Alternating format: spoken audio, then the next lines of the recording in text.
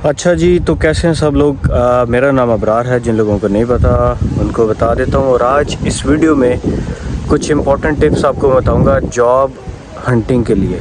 कुछ ऐसी टिप्स जो मैंने ख़ुद अप्लाई की और मुझे किस तरह जॉब्स मिली और मेरी क्या यहाँ पे स्ट्रगल है, वो भी इस वीडियो में मैं आपको बताऊँगा। तो देखें, जो स्ट्रगल है ना, वो हर किसी को यहाँ पे करनी पड़ेगी, लेकिन वो स्ट्रगल किसको कितनी ज़्यादा करनी पड़ती है और किसको कम करनी पड़ती है, ये डिपेंड करता है कि कितनी शार्प स्ट्रगल आप करते हैं। शार्प का मतलब ये है कि आप राइट वे में स्ट्रगल करेंगे या फिर आप इधर उधर करते रहेंगे या आप परेशान होते रहेंगे। अच्छा, मेरी जो नेचर इस तरह की है कि मैं पीछे अपने कंट्री में भी था, मैं वहाँ भी कोई ना कोई जॉब ढूंढ लेता था। तो यानी जब मैं मैट्रिक में किया था, जब मैंने 10th पास की थी, उसके बाद भी मैं सेल्समैन था एज एन जो है ना जूतों की दुकान पे, जो लड़कियों के जूते नहीं होते औरतों के, वो मैं सेल करता था। फिर उसके बाद खैर एक लॉन्ग स्टोरी है, लेकिन when I landed in UK, जब मैं यूके में इधर आ गया तो हर किसी की तरह मेरे भी ख्वाब थे कि पता नहीं मैं उधर बड़ी अच्छी जॉब ढूंढ लूँगा। लेकिन ना मैं बड़ा परेशान हो गया जब मुझे 3 दिन गुजर गए और मुझे कोई जॉब नहीं मिली। मैंने किस तरह मैंने जॉब सर्च की। अब मैं जो है ना बातें इतनी ज़्यादा नहीं करता, लेकिन मैं जितनी बात करता हूँ आप लोगों को भी पता है कि वो मैं टू द पॉइंट करता हूँ सबके साथ। अब यहाँ भी इस तरह हुआ, मैं जो बंदा मुझे नज़र आया ना देसी, चाहे कोई पाकिस्तानी था, चाहे कोई इंडियन था, कोई बंगाली था, चाहे गोरा था, यानी मैंने ये कोई डिस्क्रिमिनेशन नहीं किया। मैं हर किसी से मैंने जो है ना हाय हेलो की और हर किसी से पहला सवाल मैंने पूछा, यार I am looking for the job. Even मैं यहाँ पे आया, यहाँ पे एक श्रीलंकन एजेंट था, बड़ा अच्छा बंदा है, और वो क्या करता है कि वो लोगों को हाउसेस प्रोवाइड करता है, यानी वो उसकी कंपनी है, वो लोगों को अकोमोडेशंस वगैरह स्टूडेंट्स को स्पेसिफिकली देता है इस छोटे से एरिया में। मैंने उससे भी पूछा, यानी कि जिस बंदे से मेरी किसी भी मामले में बात हुई ना, मैंने उससे पूछा, यार do you have any job, I am looking for job. उसने कहा अभी तो नहीं है। मैंने कहा अच्छा मुझे नंबर दे दो, मैं आपको रिमाइंड कराता रहूँगा, पूछता रहूँगा, मुझे आप बता देना जब कोई जॉब हुई। अच्छा, उसके बाद मैं टैक्सी में बैठा। इवन मैं टैक्सी में जब मैं आया था, मैं स्टेशन से उतर के मैं जा रहा था, रास्ते में मुझे देसी बंदा मिल गया, ड्राइवर। टैक्सी ड्राइवर से मैंने पूछ लिया, यार I am looking for job. पहला दिन था मेरा, उसने मेरा कॉन्टैक्ट नंबर सेव कर लिया। बिलीव मी, उसने चौथे दिन मुझे कॉल की। उसने कहा, यार 7 वाले सिटी में जॉब है, लेकिन पिक एंड ड्रॉप भी देंगे, पिज़्ज़ा शॉप पर जाना पड़ेगा। मैंने कहा अभी मैं कुछ भी करूँगा, मुझे आप वहाँ पर एक दफ़ा ले कर तो जाएँ। मुझे वहाँ पर जॉब मिल गई। उसके बाद मैंने क्या किया कि जो भी बंदा मुझे नज़र आए उससे मैं पूछूं, यार जॉब है जॉब। अब मैं, हालांकि मैं गलत डायरेक्शन में जा रहा था, ये भी गलत डायरेक्शन नहीं थी, लेकिन मैं बताता हूं कि आपको ये डायरेक्शन गलत किस तरह थी। अब हुआ ये कि मैं जब यहाँ पे लैंड हुआ, तो जब मेरी यहाँ पे जो दोस्त रिश्तेदार या जिनसे आपका पाला पड़ता है, आप उनसे पूछते हैं जॉब्स वगैरह, वो कहते हैं इधर कोई जॉब नहीं है, जाओ दफ़ा करो, इधर जो है ना बस आपको यही जॉब मिलेगी पिज़्ज़ा में और यही। मैंने उसे कहा, यार पिज़्ज़ा शॉप में कितनी पे देते हैं? पिज़्ज़ा शॉप में ना, मैं सही बात बताऊं आपको, बहुत कम देते हैं, कैश में देते हैं, और वो ये भी नहीं देखते कि आप कितने घंटे काम कर रहे हैं। वो कहते हैं बस आपको 35 पाउंड देंगे बस एक दिन के, शाम को 4-5 बजे शुरू हो जाते हैं और 11-1-2 बजे तक रात को डिफरेंट टाइमिंग्स होते हैं, कोई 35, कोई 40, कोई 45 दे। उसके बाद जब मेरी पहली जॉब थी, तो मुझे हर पिज़्ज़ा शॉप वाला ना यहाँ पे यही कहेगा आपको भी कि हम आपको काम सिखा रहे हैं। अबे यार ये क्या काम है जो हम सीख के पता नहीं क्या, वो एहसान करते हैं कि हम आपको काम सिखा रहे हैं, तो हम जो है ना आपको पे कम करेंगे, हम आपको एक स्किल सिखा रहे हैं। पिज़्ज़ा बनाने में कौन सी ऐसी स्किल है जो मुझे फ्यूचर में काम आ जाएगी। खैर, लेकिन वहाँ पे निगोशिएट करना पड़ता है। अब पिज़्ज़ा शॉप वाले से मैंने निगोशिएट करना शुरू किया। मैंने कहा, I am a good learner और मैं जल्दी लर्न कर लूँगा। उसने कहा जी आप एक दिन काम करें तो फिर हम आपको सैलरी बताएंगे। खैर, उसने मुझे 45 अ डे सैलरी बताई, but I was still not happy. But at least मैंने कहा कुछ तो है मेरे पास, ना होने से कुछ तो बेहतर है। तो दूसरा, जो देसी पिज़्ज़ा शॉप्स वाले होते हैं ना, वो ये भी देखते हैं कि बंदा जो है ना पाकिस्तान से है, इसको कन्वर्ट करते हैं मल्टीप्लाई करके जी पाकिस्तानी इंडियन रुपीज़ में, तो इतने बन जाते हैं, तो इसको तो हम बड़ी ज़्यादा सैलरी दे रहे हैं। तो खैर, उनका भी मैं उन्हें भी मैं दुआ ही देता हूँ कि यार उन्होंने मुझे रख लिया एट दैट टाइम। फिर मुझे एक और पिज़्ज़ा शॉप से जो है ना कॉल आई। उन्होंने मुझे पूछा कि यार आप आज, मैंने कहा ठीक है मैं उधर चला जाता हूँ। मैं उधर गया, उन्होंने मुझे 5 पाउंड ज़्यादा, इधर से 45 मिल रहे थे, उधर उन्होंने मुझे कहा कि 50। अब मुझे कॉल किस तरह आ गई कि मैं हर शॉप पे चला गया था, हर शॉप पे मैंने जाके अपना नंबर दे दिया था। मैं दूर दूर, यानी कि जब मेरा यहाँ पे पहले कोई 4-5 दिन थे ना, उसके अंदर मैंने इतनी यहाँ पे वॉक की, ना मेरे पास गाड़ी थी ना साइकिल थी। मैंने कहा मैं बस निकल जाऊँगा, एक तो मैं टाउन सारा घूमूँ, मुझे पता लगे किधर किधर शॉप्स हैं, क्या हिसाब है, सारा मैं घूम के आया। लेकिन मैं फिर भी गलत डायरेक्शन में इसलिए जा रहा था कि मुझे यहाँ के जो रिश्तेदारों ने गलत गाइड किया हुआ था कि जॉब शॉप कोई नहीं है। अब मैं कह रहा था यार ये वाली जॉब तो मिल जाएगी मुझे, और कोई ना मिली ये तो मिल जाएगी। अच्छा, मैं आपको ये भी बात बता दूं, मैं पाकिस्तान से हूं और पाकिस्तान में मेरा एक अपना बिज़नेस था और मेरे लिए बहुत मुश्किल डिसीजन था पाकिस्तान से यूके मूव होना, एक सेटल्ड अपना बिज़नेस छोड़ के आना।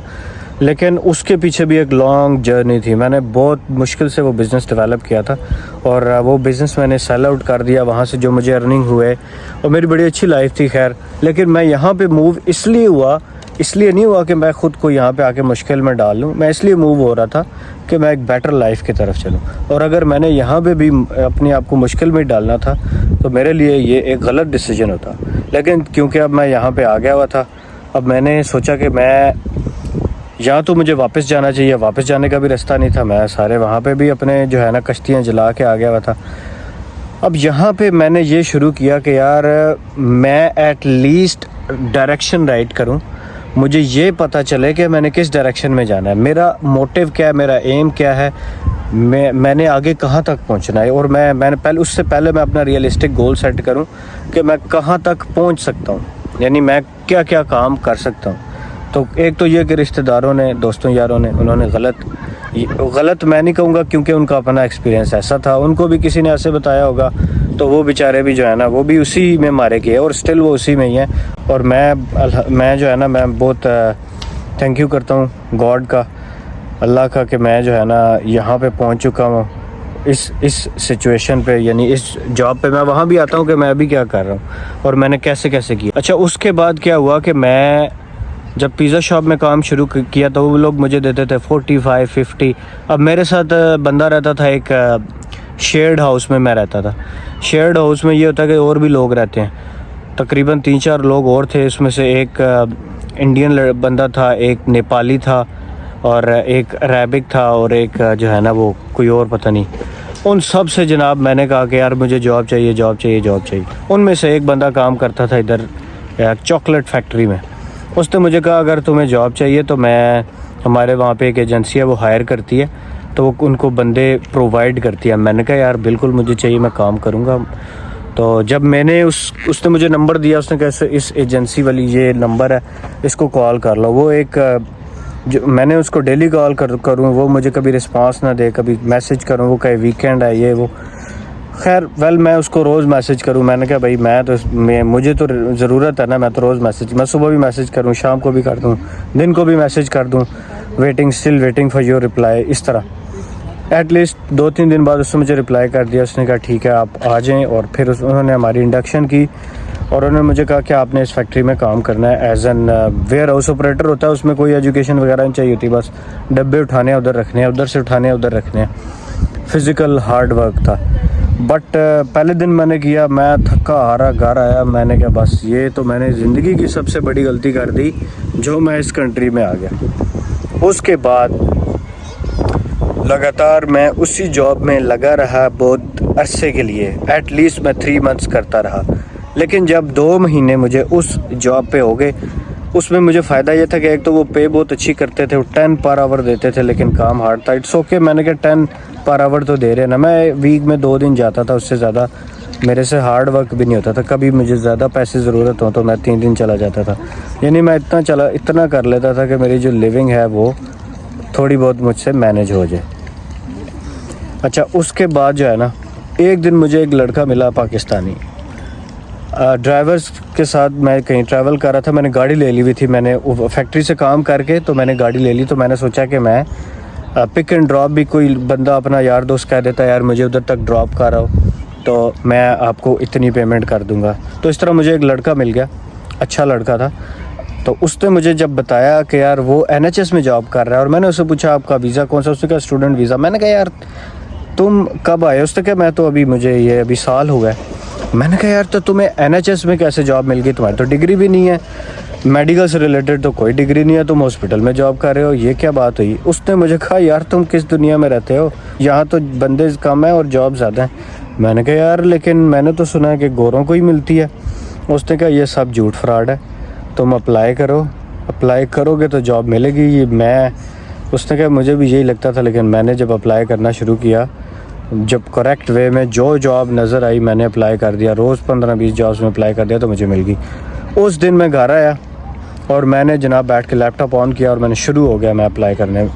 जो वैकेंसी मुझे नज़र आई मैकडोनल्ड में, KFC में, मतलब मुझे जिधर भी जॉब नज़र आई ना मैंने उधर अप्लाई कर दिया, अप्लाई करना शुरू कर दिया। अब मैं फैक्ट्री में आता था, फैक्ट्री से जब मैं छुट्टी करके वापस आना ना थका हुआ आता था, लेकिन मैं जॉब पे अप्लाई करता था बैठ के कि यार जो मैं उधर इतना थक के आया हूँ ना, अगर मैं यहाँ बैठ के 1 घंटा अप्लाई कर लूँगा ना, इट्स ओके, मैं मर नहीं जाऊँगा, लेकिन मुझे कोई और जॉब मिल जाएगी। मैंने ऐसी जगहों पे भी अप्लाई कर दिया जहाँ मुझे लगता था यार मेरी रिक्वायरमेंट ही पूरी नहीं है।